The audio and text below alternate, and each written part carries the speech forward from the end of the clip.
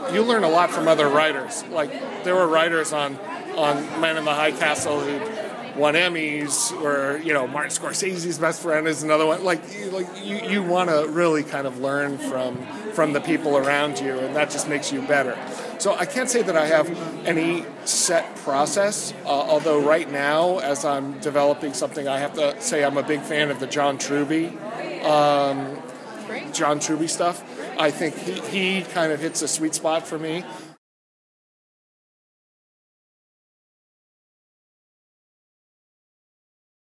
Genre is really the key to understanding screenwriting today. And it comes from what I call the first rule of Hollywood, which is that Hollywood doesn't buy and sell movie stars, directors, or writers. It buys and sells genres. Now, genres are story forms. And more importantly, they are the all-stars of the story world. They are story forms that have been told over decades, centuries, and in some cases, like with myth, thousands of years. So they've already been worked out, and they've been worked out very, very great detail, and they know exactly how their characters work, they know what their themes are, they know how the plot is going to work, and so on. So it's very, very tight. Now, in order to sell to a worldwide audience, you have to use these different genres, because this is what the audience is really buying. When an audience goes to see one of the big summer blockbuster films, they may not know it in their head, oh, that's a myth-based film, or that's an action film, or a combination of the two, but they know what they like. And that's what's underneath each one of those stories. Avengers, Dark Knight, so on. These are all just basic story forms, basic genres, with a unique skin placed on top. So it's very important, first of all, for the writer to understand what genres they are working in. It's also very important for them to understand how to combine their genres, because almost every film that gets made now is not a single genre. That was decades ago. Now, almost every film that gets made, not just in Hollywood, but in worldwide cinema, is a combination of 2, 3, and sometimes 4 genres. Now, a lot of writers know this. What they don't know, they usually don't know, is that combining genres is very difficult, because each genre has its own hero, its own opponent, its own desire line, theme, and so on.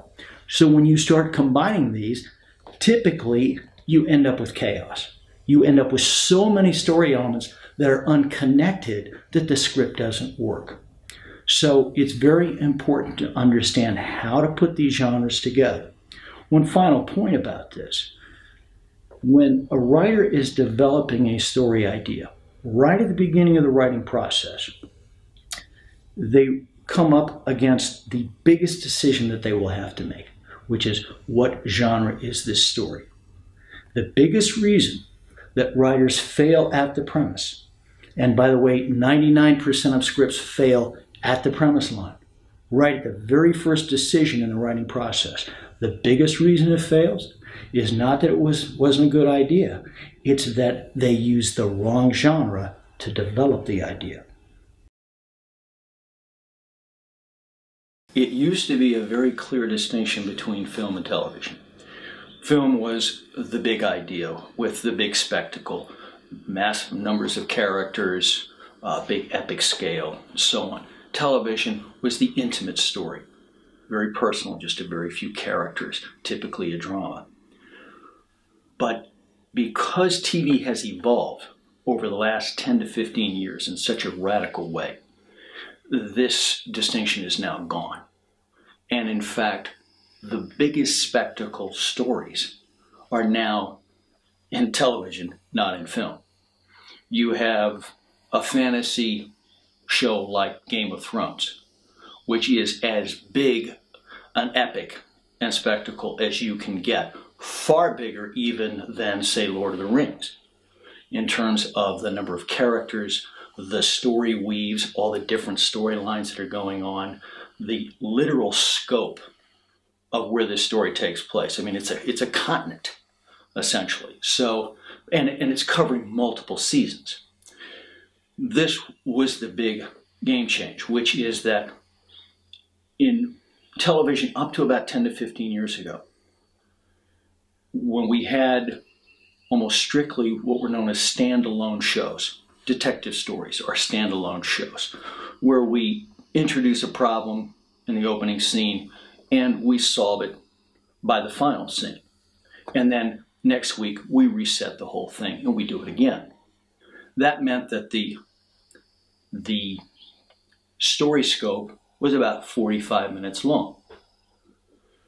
Now, about 10 to 15 years ago, writers began to realize the incredible power of the TV medium for story, because they realized that instead of making the single episode the way that we demarcate the story, they realized it's the season that makes the difference.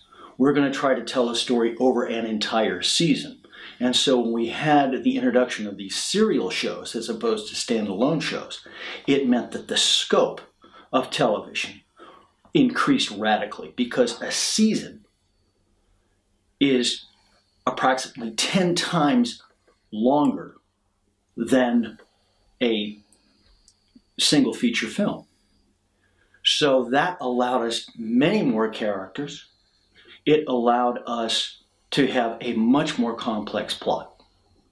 And this changed everything in terms of the type of story ideas that we would have in television versus film. One of the biggest mistakes writers make is in how they create character. And they've heard this about, we need to care about the main character, which is absolutely true. We do want to care about that main character. But how they go about it is often wrong, which is they think that the way that you get an audience to care about a character is you make that character as detailed as possible, meaning we give them as many character traits as we can. This is not the best way to go, because those tend to be very superficial elements of a person. And that's not what makes an audience care about a character. It's interesting that what makes an audience care about a character really comes down to only two things: the weakness, the fundamental weakness of that character, and the character's goal in the story. This is why in my story classes, it's always the first thing I talk about. And they are, by the way, the first two steps of the 7 major story structure steps that I was talking about earlier. Weakness, need of the character. In other words, what is that personal problem inside that is hurting the hero in such a fundamental way that it's ruining their life? It's very deep. And the entire story is going to play out the solving of that problem. The way they're going to solve that problem is by going after a particular goal. They don't know at the beginning that by going after this goal, they will eventually deal with their great internal weakness. But if it's a good story, that's exactly how it will work. Now, I often talk about what I consider to be the most important element of good writing, the mark of a really good storyteller, which is that plot comes from character. Now, those are big words, and a lot of people, you hear that, well, what actually does that mean? It means a lot of things, but the most important thing it means is that you create a goal for your hero, which will eventually force that person to deal with their deep weakness. If you do that, the plot comes from the deep source of the character, and you've told a great story. What we care about is to see a character overcome a deep weakness. Now, the audience thinks that the story is all about the hero achieving his goal, right? Because then we've got success, and that's important. And in most stories, the hero will accomplish his goal by the end of the story. But that is not what the audience is most interested in. They can't tell you this, but we know from lots of experience, hundreds of years of storytelling, that the real fact is not does the hero accomplish the goal, but does the hero overcome the great weakness? Because that's what makes us care about that character. We see them in pain, we see them in trouble, right? If they're already successful, if they're already a good, and in some cases a perfect person, where do they go? Right? There's nothing for them to overcome. So that's why it's so important that we show in the very opening pages of our script the great internal weakness of our character. Now, we may also want to give them qualities that are likable qualities that the audience can also hook onto, but those are not nearly as important as establishing the weakness up front in the story. Rewriting is one of the most misunderstood of all of the major writing steps. Partly because of that famous line that you just stated, writing is rewriting. There is no question that if you want to write a great piece of storytelling, you're going to have to do a lot of rewriting. But that concept that writing is rewriting often makes writers make a huge mistake right at the beginning, which is they think that my first draft, just get it on paper, right? To overcome whatever writing block, just get it down on paper. Don't try to be perfect, right? Because that will just stop you from writing entirely, right? Okay, so they get the script down on paper, and then they think, okay, I'll fix any mistakes in the rewrite. Except that they don't fix the mistakes in the rewrite. What people don't realize is that first draft turns into concrete. When you've actually written it out and it's on paper, in many ways in your mind it solidifies in such a way that it is then very difficult to break that apart and to make the key structural changes that need to be made. This is why, and a lot of writers are shocked when I tell them this, for most scripts, the second draft is worse than the first draft. And it just gets worse from there. And that is because of the approach that they take to the script in the first place. Because when you write that first draft, some fundamental things are going to be embedded in that script. This is why it is so important that writers do a lot of prep work before writing the first draft, starting all the way back with the premise. I always tell writers it is so important to take a tremendous amount of time exploring your premise line, taking weeks to look at just one sentence, right? My one line, one sentence log line, because you can find a lot of the inherent structural problems in your script that you're going to encounter right there in the first sentence. Now, that also means we do a lot of prep work in creating our characters, figuring out our structure, learning the end point of the story before we begin writing, so on and so forth.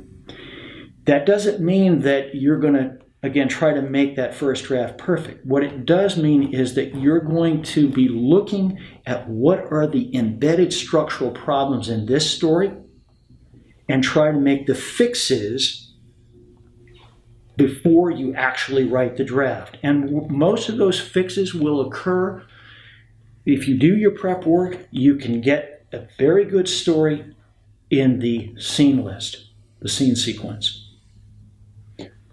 Now, this is in many ways, a lot of times writers don't realize what an important step this is in the writing process, the scene list, the scene sequence, because this is the last place before you actually write scenes to see the architecture of your story. For example, I do a lot of story consulting work, and my preference is don't give me a full script. Give me your scene sequence. I can spot 90% of your problems and come up with the solutions right from the scene sequence. Because if I see it as a first draft of a script, I've got all that dialogue. I've got a lot of undergrowth that is hiding the bones of the story. and is keeping me from seeing what is not working and how it could be fixed. So this is why it's so important to do your craft homework before writing the first draft and in that first draft.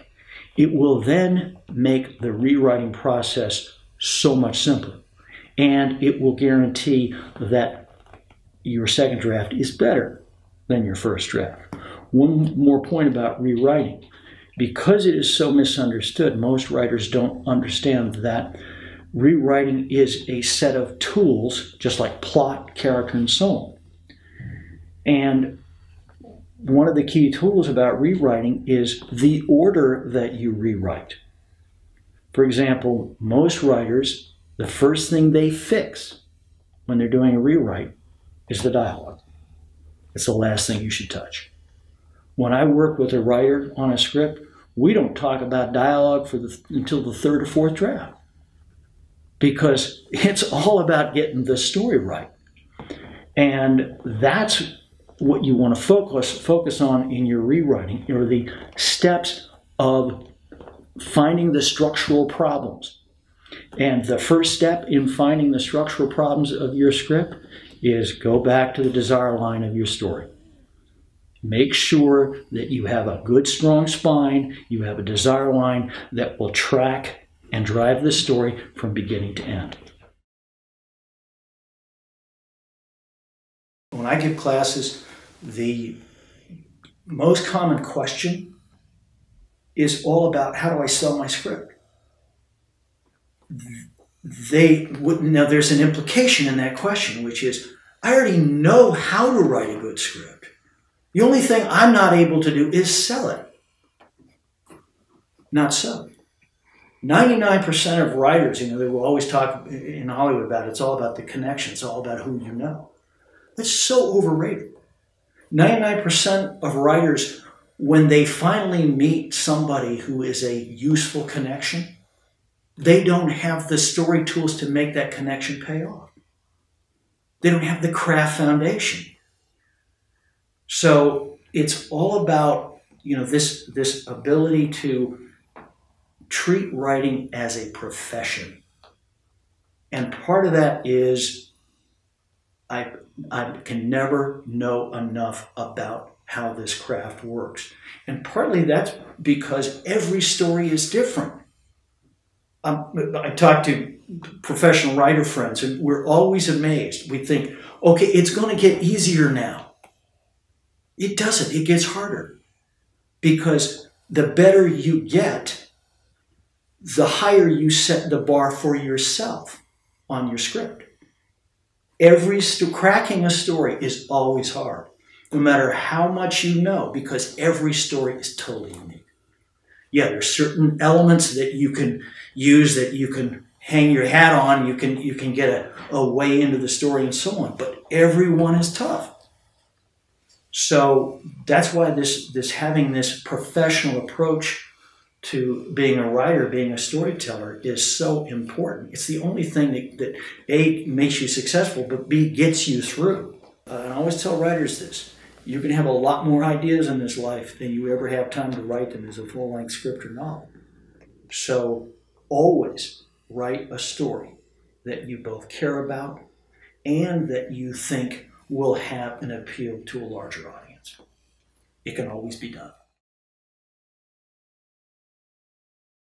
It's all about, is it on the page? One of the advantages that we have as writers over actors is that we don't have to audition in person, right? They don't have to reject us personally, right? It can be on the page. I can be writing on Mars. If it's on the page, I don't care where you're from. I don't care what you look like, right? If it's on the page and it's a good script, I want it. And this is another reason why it's so important to prove yourself on the page, to prove that you've got the craft. And I always tell writers, if you have a script that is rejected, it isn't necessarily rejected because the quality of writing wasn't there. Most of the time, it is rejected because that producer simply didn't like that story idea, didn't feel that it was a commercial idea for what they wanted to try to sell. You can't, as the writer, you can't have any control over that. The only thing you have control over is the quality of writing on the page. If you do your job and master the craft so that you get that quality on the page, at some point you will break through. I believe that 20 years ago, I believe it now. And again, for most writers, they think that they've done that craft work when they really haven't.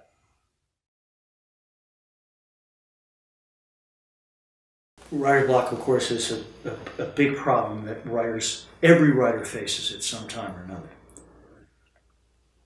I think it's a big misconception that writer's block comes from some kind of a psychological element that we face, that, oh, I'm just not in a creative place right now. I've been working on this story for too long. Whatever the reason that we come up with, I find almost every time writer's block comes from not understanding the true structure of the story you're telling. And when I say true structure, I mean not only is it hitting those key story beats that I referred to a little earlier, but is it hitting the story beats that are unique and right for that story? And almost always, it comes down to that main character. Because the main character drives the story. And the key to having a truly creative script, truly creative story, unique from anything anybody's ever seen before, including the writer, is that unique main character. Because that's the person that, that's a unique individual. And that's the unique individual that will drive the story. So whenever I see a writer who is running into creativity problems, running into writer's block of some sort, I always say, go back to your main character, find out what is unique about that person that you haven't thought of so far. And find out what is unique about that character that you are passionate about. Why do you want to tell this person's story? Once you focus in on that character and the unfolding of that character over the course of the story, then you will get back in touch with your real creativity. And I find almost every time that that will break the writer's block and break it very quickly. It's always important to have a sense of writing for an audience. In other words, I'm not just writing for myself, I'm not just writing for my immediate family. I want to write a script that a lot of people want to see. But it's very tricky in terms of what steps you take based on that. As I mentioned earlier, it's not about predicting a trend. It's not about predicting what is going to be hot with an audience. It's once you determine certain basic elements that, oh, this can be a commercial story idea, then it's all about forgetting that and getting to what I call the gold of the idea, getting down into what is totally unique about that story idea. Keep in mind, the biggest reason that script failed, mentioned that 99% of scripts fail at the premise line, when we've only written one sentence. And the biggest reason that they fail is it wasn't an original idea in the first place. Right? Yeah, the writers make all kinds of mistakes when it comes to developing that idea, but if you don't start off with an original idea in the first place, it's not going to be an original script. And Hollywood has no interest in that. Right? Why are they going to pay the kind of money that is paid for scripts for something that any number of 100, 1,000 people could write? So, and what most writers don't realize is because it's so difficult to dig into an idea and find out what is truly original about it, most writers come up with a premise that is a copy of a movie they saw 6 months ago, or it's a copy of 2 movies that they put together that they saw 6 months ago. Right? That doesn't make it original.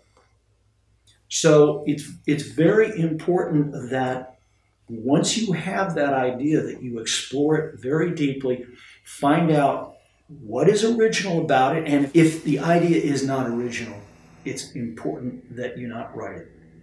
Now, this is counter to what most writers do.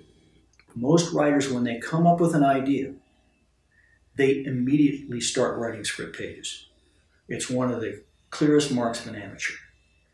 And what happens, of course, is they get 15, 20 pages in, they write themselves into a dead end, they just ruined another idea. Now, over years and years of experience that I've had as a writer and a story consultant, I have found that most ideas should not be written as scripts. And it's exactly the opposite of when I started. When I started, I thought there isn't a story idea that I can't make work as a script, that I can't make work as a full-length story. Over years of experience, I've found just the opposite is the case. That the real value of exploring your premise, taking time to make sure it's original, taking time to find out what the structural problems are inherent to the idea, the big value of that comes from finding out that 9 out of 10 ideas that you have should not be written. Because the single biggest choice that a writer makes in the entire writing process, what story do I write? Not how do I write it? Yeah, there's a lot of decisions that go into that. But the most important decision is, what story do I write in the first place? Most stories are so full of structural problems that are embedded in the idea, they will not be solved. I don't care how good you are at story, you will not solve those problems. So why take months and months and a lot of pain to write that as a full-length script just to find out, oh, I didn't solve those structural problems after writing the script, and I knew what they were right at the beginning, right at the premise idea.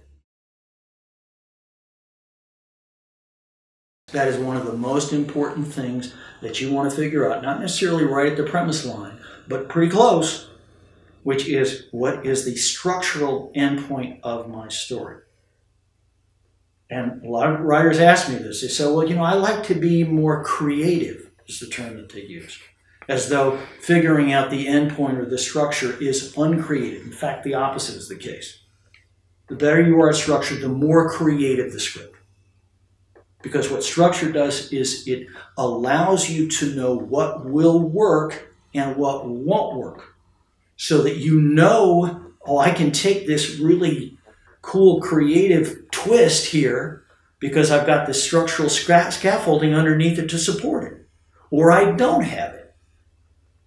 Right? So that's why knowing that endpoint is one of the, I'd say, 5 most important techniques in all of story. Keep in mind that every story is a journey of learning that the hero takes over the course of that story. And in any journey you take, you cannot take the first step unless you know where you're going to. Otherwise, you're going to walk around in circles. Same is true in the writing process.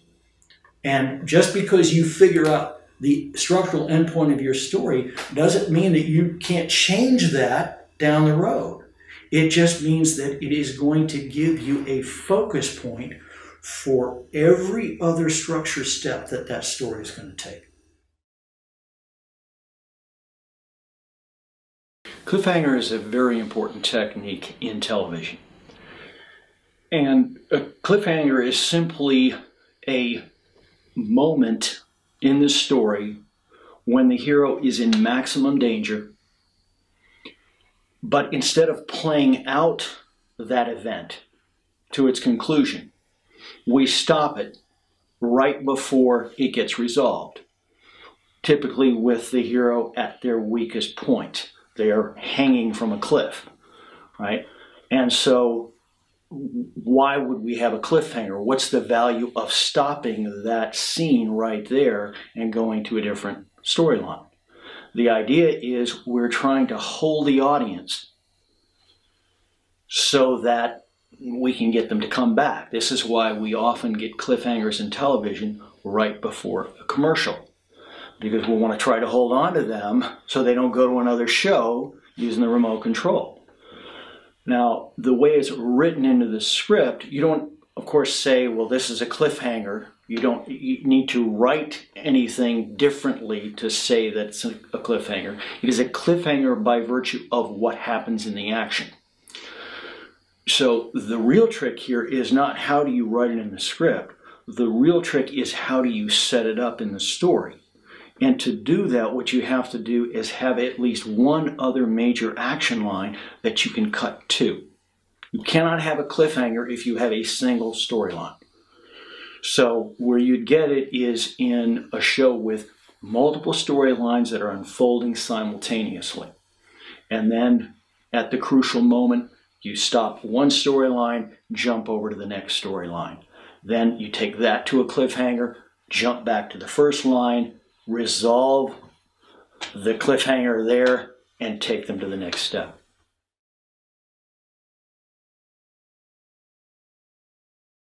I like to talk, when I give my class, I like to talk about the story elements that are found in hit films, because writers don't realize that in order to sell a script, they have to write the script that Hollywood is looking to buy.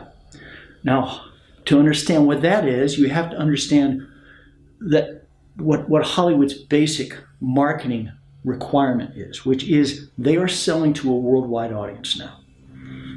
For years now, it has not been the US audience that they're most concerned about. It's a worldwide audience. And it turns out that to sell to a worldwide audience, to have a blockbuster film, there are certain story elements that are in those blockbuster scripts. And a lot of writers don't realize this. They think that, well, it's a blockbuster film because it has movie stars or because it has a lot of special effects and so on. Well, not so. Hollywood has not been a movie star-based system for at least a decade, even though most people think that it still is all about the movie star. No, it's about the script, and it's about the story elements that are in the script. Now, there are certain story elements that writers have to have in their script to appeal to a worldwide audience, because we have to get beyond those cultural differences, those national differences. So the first thing that you realize when you look at these hit films is that they're almost always based on the myth genre. Myth form is the most popular story form in the world and has been for many years. And in the case of both Hunger Games and the Avengers, we have myth-based stories, which have then been updated. Now, in the case of the Avengers, we had another really good story element that they use, which is the concept of the dream team, the all-stars that are brought together. And this is a very popular story form. When you combine that with a myth-based story, you've got a big hit on your hands. And by the way, that's the main reason that Disney bought Marvel Comics in the first place, was to get access to what I call the character bank, which is a number of characters that are already established, have worldwide appeal, and which we can then use in any number of films ad infinitum. In the case of the Hunger Games, you have a very good adaptation, I think, of a book, in the sense that, once again, we have this myth foundation. And in this particular case, the novelist is really the person who brought all those myth elements together, very similar to the way J.K. Rowling did in the Harry Potter stories. You get this element of the young female archer, that this is right out of Greek mythology, Artemis, Diana character. You get the William Tell story with her shooting the arrow through the apple and so on. But she brought together all of these classic myth elements and put them in a story which she then modernized using the science fiction form. So again, we get a very powerful combination of myth and science fiction that, again, made for a worldwide hit. It goes back to that first rule of Hollywood, which is that Hollywood marketing is based on selling genres. Now, that means that everyone who has any sense of how Hollywood works now knows that if you want to be in the game, you have to write a genre-based story. Now, there are not that many different major genres. There are 12 major genres that 99.9% of Hollywood films get made from, typically in combination of those 12. Now, there's the problem, which is that if everybody is writing a genre script, and genres, of course, essentially have anywhere from 8 to 15 basic story beats that must be present in that script if you are writing that genre script properly. If all you do is write that genre in its normal way, you're going to write a script that everybody else is writing. That has no chance to sell. And this is why in my class I'm constantly talking about these are the beats of the genre which gets you in the game. Well, I've referred to it as paying the dues, hitting the beats of the genre.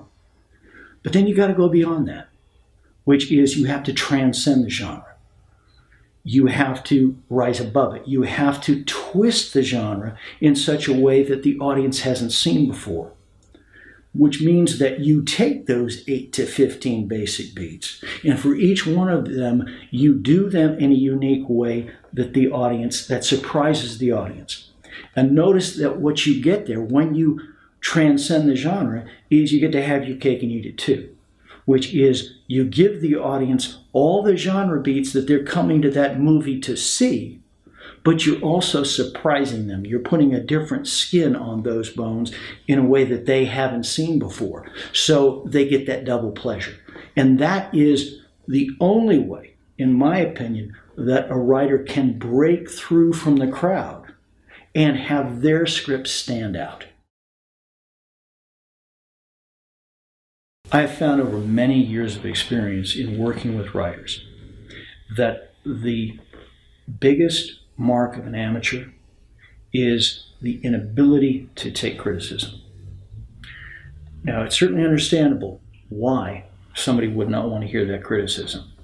They have put their heart and soul into that script. And in many ways, what is in that script is laying themselves bare for the public. And this is a scary thing. And so if somebody doesn't like your script, they don't like you. But that is not the way to become a great writer. You have to be able to listen to criticism, because I don't care how good a writer you are, you cannot write the perfect script. Everybody has weaknesses in their writing. Everybody has weaknesses in a particular script. So the trick is, if I'm going to improve that script, I have to be able to listen to outside criticism. Now, then a very important thing comes into play, which is who is giving you that criticism, right? Most people are not capable of giving a writer useful criticism, either because they do not have the structural tools or because they are too personally connected to that writer, right? If I give a family member my script, what kind of comments am I going to get back, right? It's not going to be, A, they're going to be afraid to be negative, and B, they're not trained to give me the kind of feedback that can actually make a difference in my script. Now, this includes a lot of people that, in the executive suite that are going to be giving you feedback on a script. Producers, agents, and so on. Unfortunately, a lot of them are not trained to give a writer commentary that can actually improve the script. And a lot of times they will give commentary that is contradictory. They'll tell the writer two fundamentally opposite things, and the writer cannot do them both, right? They're opposite. So it's so important that you not only be open to outside criticism, but that you're getting criticism from people who know what they're talking about. Because the only criticism that actually works for you, that is not destructive, is structural criticism. In other words, looking at the bones of the story and telling you what is not working. And I have found that writers who get constructive criticism, structural criticism, they love that. Because it's not personal. It's about the craft. And it's only the craft that can make that script better. And unfortunately, very few people are able to give that kind of structural criticism. This is also why I always recommend to writers form writer groups, preferably with the best writers you know, because then you're going to be talking the same language. You're going to be talking the structural language, because any writer who's been writing for any length of time and is really concerned about improving their craft, they know this. They know that it's all about the structure. And so when you are in a writer's group and getting feedback from other writers, you know that you're getting the stuff that really makes a difference under the surface that the average audience person cannot give you. Typically, when an audience is giving you feedback, it's a lot of it is about the pace. A lot of it is about, it's all some version of, it was slow here, I didn't like that character, I didn't like that scene, so on and so forth. What they're really talking about is that the sequencing of the scenes, the building of the story is not right. It's not working for them. Last year was part of a screening in a film that I had worked on, and we found from the audience that they were having a lot of problems, especially with the final third of the film. And we realized, well, we had, for various reasons, we had a big hole about 2/3 of the way in the film. And we thought we needed those beats, those scenes, because to tell the story. But the audience showed us that we did not need those. And so what we did was we cut out about 5 or 6 scenes that we thought had to be in there for the detailing, for the building of the character over the course of the story. Turned out we could pull out all 6 of those scenes, and boom, which would give us the drive into the final part of the story.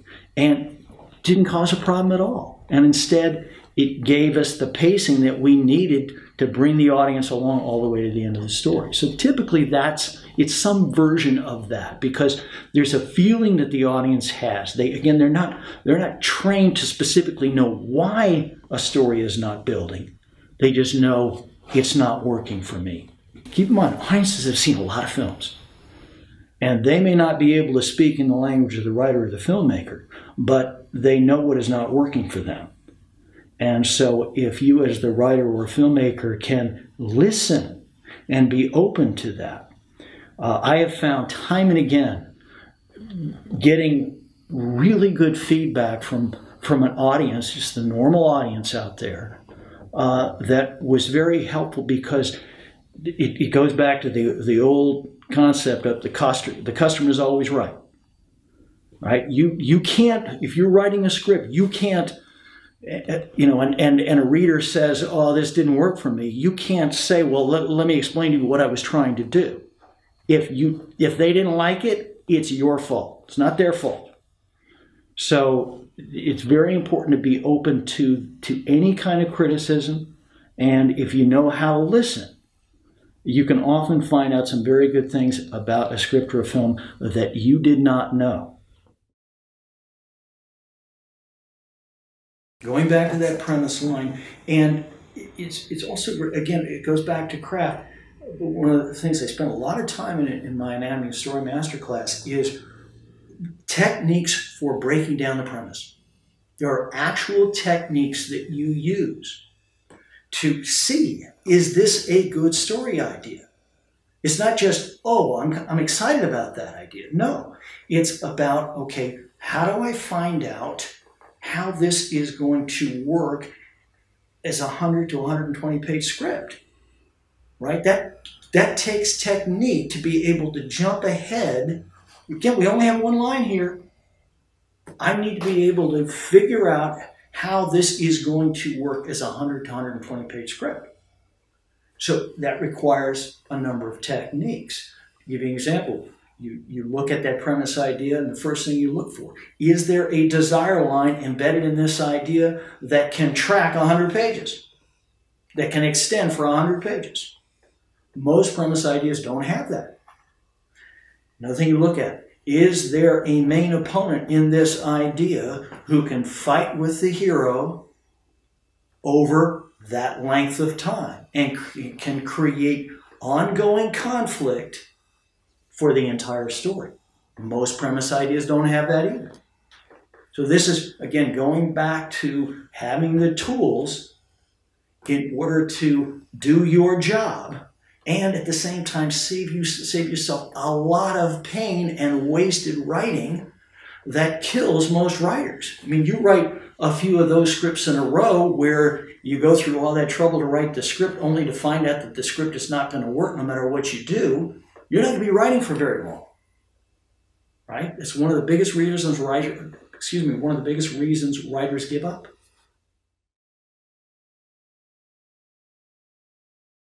These characters are what I call the in-between characters of a story, because we have on one side the hero and the hero's allies. On the other side, we have the main opponent and any secondary opponents that you may have in the story. Right? These are clear characters in opposition. But one of the keys to plot, if not the key to plot, is surprise, reveal. We want to not only surprise the hero over the course of the story, we want to surprise the audience. That's essentially what plot is. And the question is, well, how do we get reveals? How do we get surprises? We get them a lot of different ways, but one of the most important ways is with these in-between characters. Character who appears to be an ally, but is really an opponent. Somebody who appears to be an opponent, but is really an ally. Every time the audience sees that somebody they thought was one and turns out to be another, well, that's a reveal. That's a plot beat. And that's where the audience goes, oh, yes, that was really great. Thank you. That's the power of plot. And these characters are one of the main ways that we get these surprises for the audience. Now, to see the value of this character, take a look at the Harry Potter stories. And of course, the most obvious example of this is Snape, who switches back and forth between a parent ally and a parent opponent for 7 books. Right? That's how useful this character, this type of character is. Because every time he switches, we surprise the audience. She was able to sustain that source of plot for 7 full books. This is one of the ways that we know that she's a master storyteller. It's just that technique alone. She, of course, had many, many others that she was using, but that's one of the most important. Knowing your genre is extremely important in television just as it is in film, because the genre that you're working in gives you the primary beats, the unique story beats that must be in your script if you're going to be doing that show properly. Now, as I mentioned before, television now covers all of the major genres, from detective and crime all the way through the fantasy, science fiction, horror, soap opera, legal drama, doctor drama, and so on. And these all work in radically different ways. Each of those genres has its own set story beats. And this is why in all the classes that I teach, including the television class, I spend a great deal of time going through all the beats of each one of those genres. In the case of television, though, it's also, I wish it was simpler, but it's not. But in television, it's not just knowing the beats of that particular genre that you're working in. It's also understanding how those beats are changed by the fact that it's on television, not in film. Because keep in mind, again, the difference. The primary difference is in film, we've got a 2-hour unit. That's all we have to do. With TV, the key feature is what I call extendability. We need to be able to take a story form and extend it not only over one season, potentially 24 episodes of one season, but over 5 seasons. So it's got to be, and that changes the genre itself, because then what you can do in that genre is very different when you're having to do it in 2 hours versus over 5 years. The advent of serials has totally changed not just how story works in television, but how viewers react to that, how viewers experience television.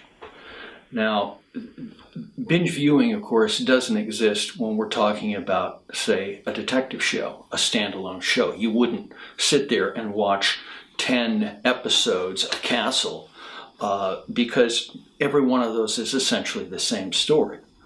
Binge viewing happens when you have a serial, whether it's in drama or in comedy.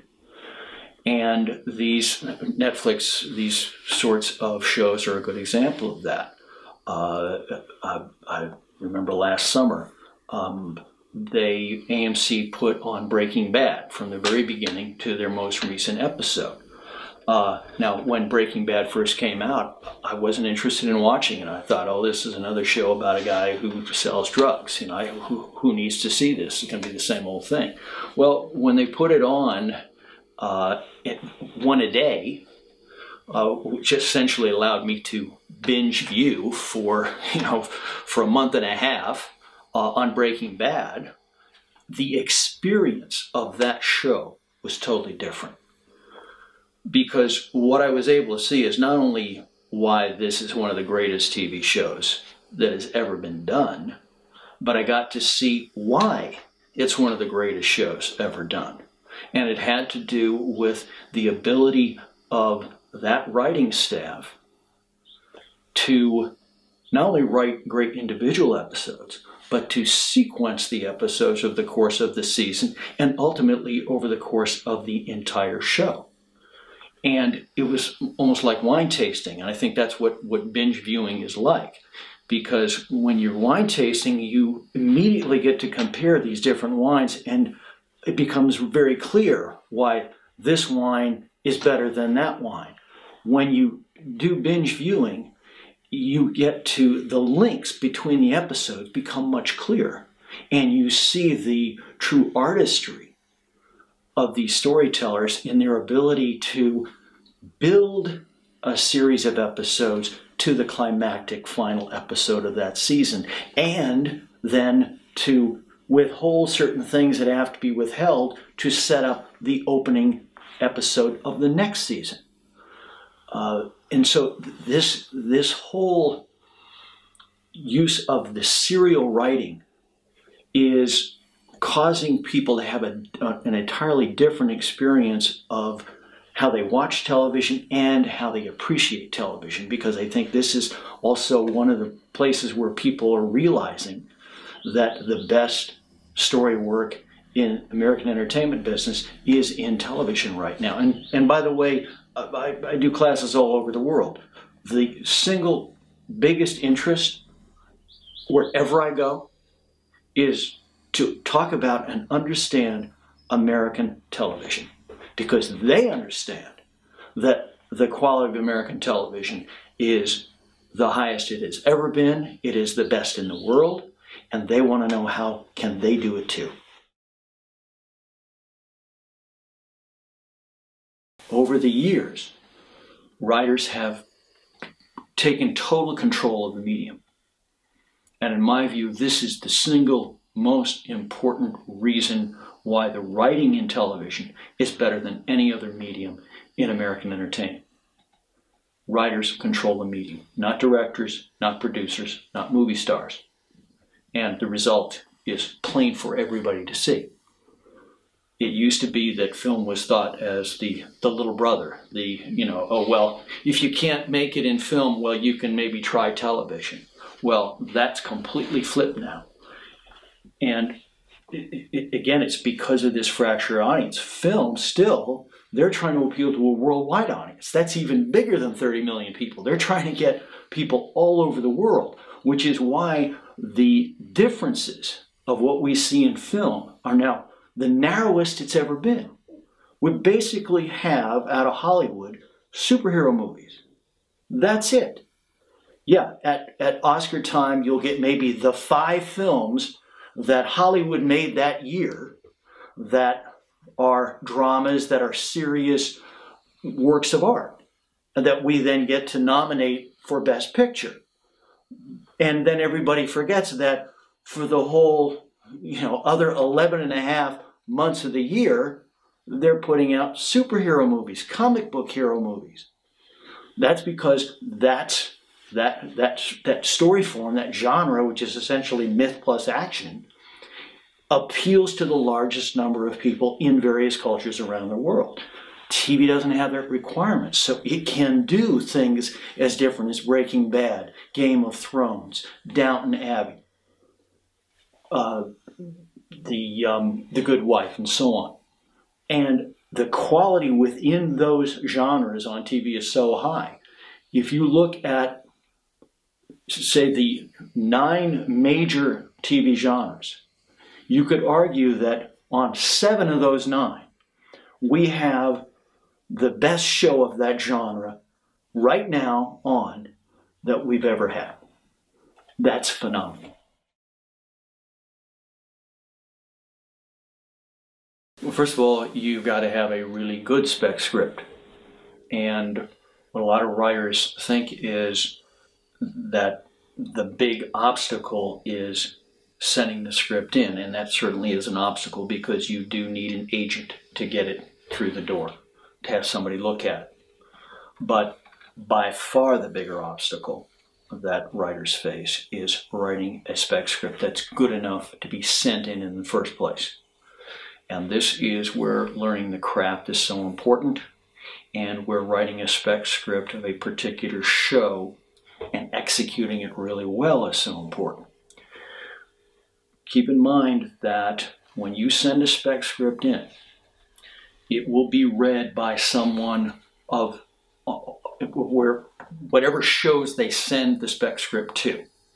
It will be read by somebody on that show. And what they're looking for is, did you execute the way this show is done? Because each show has a very specific set of rules. So we do these things and we don't do those things. And if you don't know that, and you make the mistake, for example, some shows do not have cliffhangers. They won't do that. And if you write cliffhangers in your episode, it's out. They want to see, can you write this show? Because remember, that's very challenging for a writer. This is not something that you are creating from scratch as you would with a spec movie script. This is, you are writing a story for a show that's already been created, for characters that have already been created. Can you get your voice into that show? That's what they're looking for. And can you tell a great story? One of the things I always talk about in the TV sitcom class is that the perception of writers trying to break in is that a sitcom is stringing as many jokes as you can get in 22 minutes.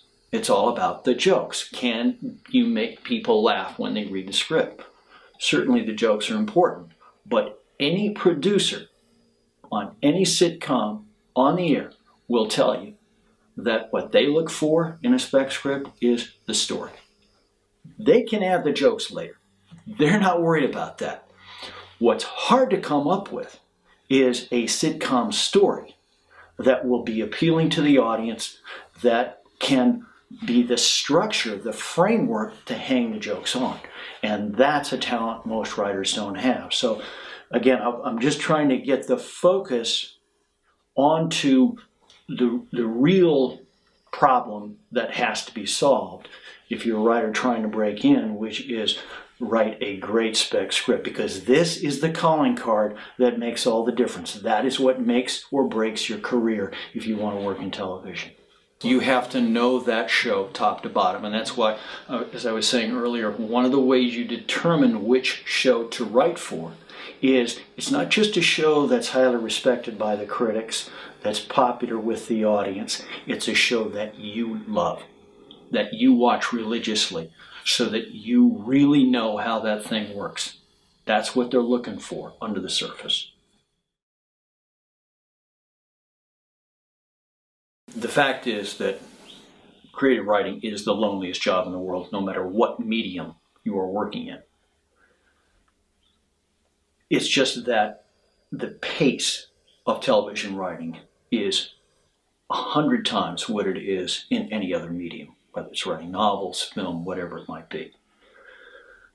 And so the downside of that is that the requirement that you generate good product in a short period of time is intense. The pressure on these people is intense. But there's some positives. One is you don't have writer's block, right? Because with those kind of deadlines, writer's block disappears. And you find all of a sudden when you have everything you do has an intense deadline, that luxury of writer's block just disappears. You're going to have to write something. The other great advantage is that you are writing on staff. And writing staffs are a very interesting animal, especially for the psychology of the writer. Because even though writing is extremely lonely and the sense of self-criticism is intense for all writers, when you work with the staff, it's all about cracking stories, because we have to come up with a new story every week, and we have to have that story worked out beat for beat, literally figure out every scene, every story event before it goes to script. And the way it's done is it's done with everybody's in the room together, cracking stories together. And that's why in a writer's room, every wall is filled with the boards, the big boards, and the 3x5 cards that lays out every episode of the season and all of the story events in every episode. And so that requires tremendous brain power all working together. And the great part about it, probably the best part about it, is that you are in effect working in a band. You're playing in a band.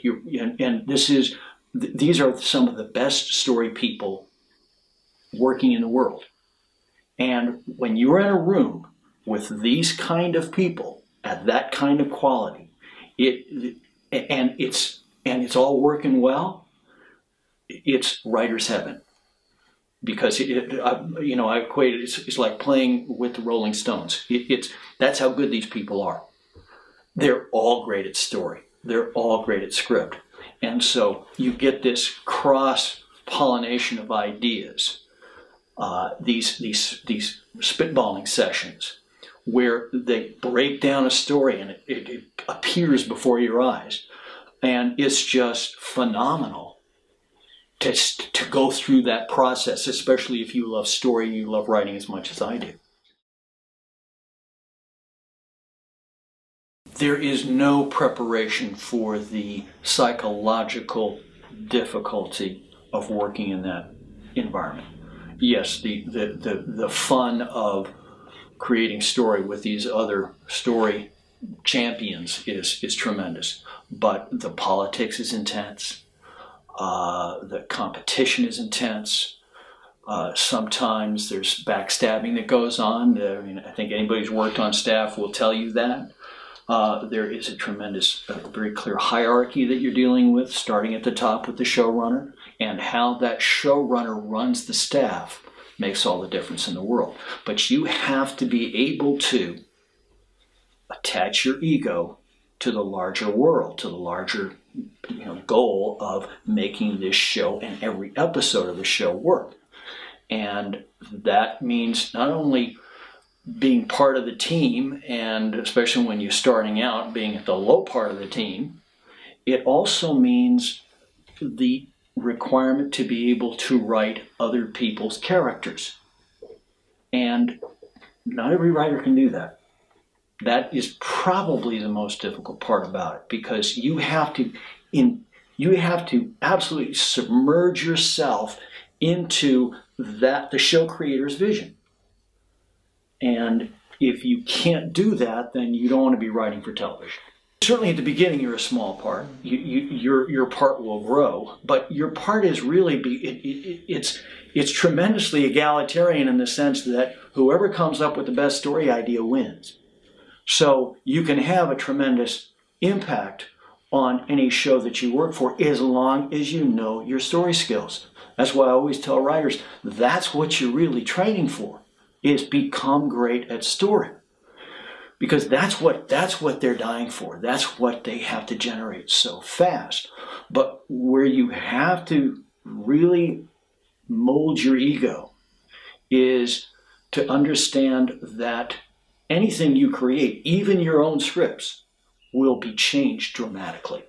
And oftentimes, a script that you write that has your name on it, when it finally gets to film, it doesn't have a single word of what you wrote. And if you can't handle that, again, you don't want to write for television. Essentially 24 hours. They eat, sleep, talk story, and write story all the time. I remember we used to have to show up by 10 a.m. And you're saying, well, that's a late start, except that the earliest we got out of that room was midnight. And typically into 2, 3 o'clock in the morning. And then you go home, you get some sleep, just enough time to wake up and go back in. Do it for another 12 hours, 12 to 14 hours. And a lot of times 7 days a week. Again, it depends a lot on the showrunner. Certain showrunners, they want to make it a livable experience. They don't want it to be hell to work on the show. And so they try to be very organized, and they try to give you at least 1 day off a week and so on. But if the show is not that organized, or the showrunner doesn't work that way, then you're in it, for 24/7. Again, the upside is that would be the greatest training in writing that you will ever get. And once you've gone through it, you are completely changed as a writer. Because, the psychological shock is your biggest problem. Because the requirement to produce quality material that fast is something you have, no matter how much training you've done in the past, no matter how many screenplays you've written, whether you've written novels, plays, and so on, it will not prepare you for what you're about to face. And the psychological hit is the thing you've got to be worried about, especially right at the beginning. It's like being a rookie in anything. When you first get there, first break in, the adaptation that you have to do to what's going on in that world is, on the writing level, is intense. But it's also, you have to adjust to the psychology of the fact that you literally have no time for personal life. And especially if you're writing for a network show where you have up to 24 episodes per season, by the time you're done with that season, about 9 months, you are this close to being dead.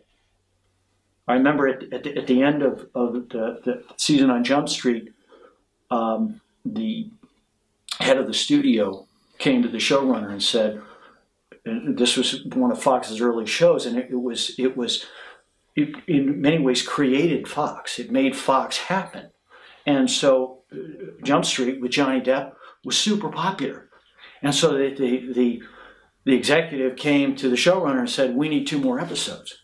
Well, we'd already done 22, 23, 24 episodes. And the showrunner said, sorry, the horses are dead. We can't get anything more out of them. They just cannot go any farther. That was the kind of intensity that one season produced on the staff. When you are crafting episodes for serial television, are they all the same beat? And the answer is no, they're not. And this is both one of the strengths of the serial and one of the problems for serial. With standalone, the beats are always the same. How you fill those beats are different. So, for example, we always have a murder committed in the opening scene, right? And then we're going to go through the beats of solving that murder by the end of that episode. With serial, one of the major ways that it's different structurally from standalone is that each episode will be much more diverse. You can have episodes within a serial that are radically different than other episodes. And it all comes down to one of the keys structurally for how you write television, whether it's standalone or serial, which is the desire line. What do the heroes of that episode want in that episode? Now, in standalone, that desire line will be very restricted. For example, in detective, it's to solve the crime. In serial, because we have so many more characters, each with their own desire line, when we segment each of these season-long experience into individual episodes, what those characters want at any one time will be radically different. And this is the downside to that is it's unpredictable for the audience. And if you like that standalone experience, this is just too much change and difference, and I don't know, did we win on this or did we lose? What happened here? But for people who love the serial form, they like that diversity. They like the fact that they can't predict what is going to happen in any one episode, because it's totally based on cross-cutting among all of these different characters, each with their own desire line. I have seen so many movies and read so many scripts that I couldn't even begin to count which one I've done more of, but they're both very important if somebody wants to write screenplays professionally. And I say that for 2 reasons. First of all, when it comes to watching film, that's really where I learned my training as a writer and where I developed all my techniques having to do with how do you write a script that will make a great film. What I did was, for about a 3-year period, I went to classic cinema and watched 2 really high-level films a day and took notes in the dark. And what I was looking for were the patterns. What were the elements that were found in every great film? Do such elements even exist? And I found that they did. And from that, I was able to develop really the centerpiece of what I talk about in story, which is the 7 key steps of every great story. From that, I also then developed the more detailed 22 steps of every great story. These are steps in every good script, no matter how long, no matter how short, no matter what medium, no matter what genre. And these are really the keys to successful storytelling. Now, it's also important that writers read a lot of scripts, because it's only by reading a lot of scripts that you get a sense, especially of the pacing that a professional script has. And you only see that when you've read a lot of them. But once you've read a lot of them, you see how quickly does this story get established in the script. Because keep in mind that the reader the person that we need to get through in order to sell that script. The reader has read many, many scripts, and their normal response to a script is no. So we have to break that pattern in their mind. Now, they formed that no in their head in the first 10 pages. And so reading a lot of scripts gives the writer a sense of, what do I have to have accomplished in those first 10 pages to keep the reader reading and to give them a chance to say yes? This is one of the common and most important distinctions that is often made when we're talking about writing professionally. But there is a basic misunderstanding that's going on there that is putting these two things in opposition to each other. And in fact, the way I like to look at it is that understanding the craft of writing, a big part of that is dealing with it in a business-like way. Now, when most writers think about the business of story, whether it be in film or television, they're thinking in terms of writing a story, writing an idea that can sell. Big mistake. Nobody can predict what will sell. Nobody can predict what is commercial. And if you try to do that, you will always fail. And you'll have constant frustration for the rest of your life, certainly the rest of your writing life. Instead, what I try to urge writers to do is to approach their craft in a business-like way, which means, first of all, learn the craft. Learn the craft. Don't think it's all about who I know. No, it's all about, is it on the page? Did you write a great script? But then treating your craft in a business-like way also has to do with, can I create this script in a particular genre that the entertainment business is going to buy? There are certain genres, not story ideas, that are commercial. There are certain genres that are more commercial than others. There are certain genres, for example, that we get in television, that we get a lot of. For example, doctor dramas, legal dramas, detective stories. So in treating your craft in a business-like way, it means, how do I take the steps that I need to take to have a career as a writer, to be paid as a writer professionally over many years? In fact, in my TV class, the entire TV class is structured according to the steps that the writer has to go through to make a career out of writing for television. And that includes things like, how do you write your spec script? Which show do you choose to write your spec script for? What must be in that spec script? What are the beats of the genre that you're going to have to hit for that spec script to work, and so on? You can see that in all of those things, craft and being businesslike are the same.